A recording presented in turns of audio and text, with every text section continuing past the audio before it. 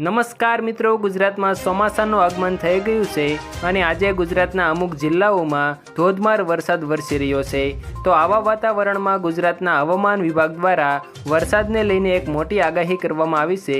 તો મિત્રો, આજના આ વિડીયોમાં આપણે વરસાદના તમામ સમાચારોની વાત કરીશું, તો વિડીયોને છેલ્લે સુધી જોતા રહેજો। તો મિત્રો, વાત કરીએ તો ગુજરાતમાં ફરી એકવાર વાવાઝોડાનું સંકટ ઘેરાઈ રહ્યું છે। મિત્રો, હવામાન નિષ્ણાંત પરેશ ગોસ્વામીએ આગાહી કરી છે કે અરબ સાગરમાં એક મજબૂત લો પ્રેશર સિસ્ટમ બની છે, જે આગળ જતાં વાવાઝોડું બની શકે છે। આ લો પ્રેશર ઉત્તર પશ્ચિમ દિશામાં ગતિ કરે તેવી શક્યતા છે।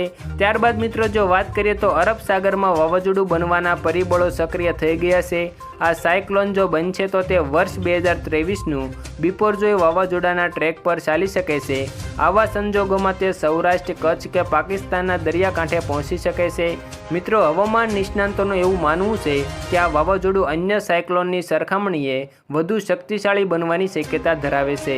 આ વર્ષે મિત્રો, ચોમાસું નિર્ધારિત સમય કરતાં વહેલું બેસે તેવી સંભાવના છે, કારણ કે દર વર્ષે ચોમાસું 1 જૂનની આસપાસ કેરળ પહોંચતું હોય છે, પરંતુ મિત્રો આ વર્ષે 27 અને 28મી મેના રોજ ચોમાસું કેરળ પહોંચે તેવી શક્યતા છે।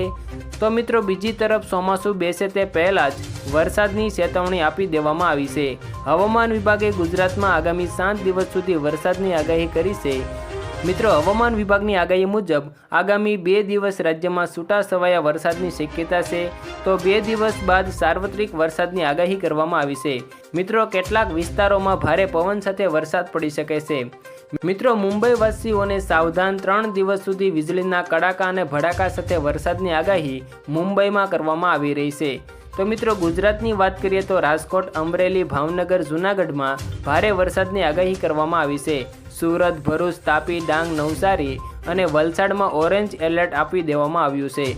આવતીકાલે સૌરાષ્ટ્ર અને કચ્છમાં ભારે વરસાદની ચેતવણી છે। અપર એર સાયક્લોનિક સર્ક્યુલેશનને કારણે ગુજરાતમાં ભારેથી અતિભારે વરસાદ પડવાની હવામાન વિભાગે આગાહી કરી છે। ત્યારબાદ મિત્રો, જો વાત કરીએ તો હવામાન વિભાગના મતે ગુજરાત નજીક અરબ સાગરમાં સર્જાયેલું લો પ્રેશર આગામી 1 કે 2 દિવસમાં ડિપ્રેશનમાં ફેરવાય તેવી શક્યતા છે। ગુજરાતમાં ભારેથી અતિભારે વરસાદની આગાહી કરવામાં આવી છે। 23 થી 25 તારીખ દરમિયાન વિવિધ જિલ્લામાં વરસાદનું ઓરેન્જ અને યલો એલર્ટ જાહેર કરવામાં આવ્યું છે।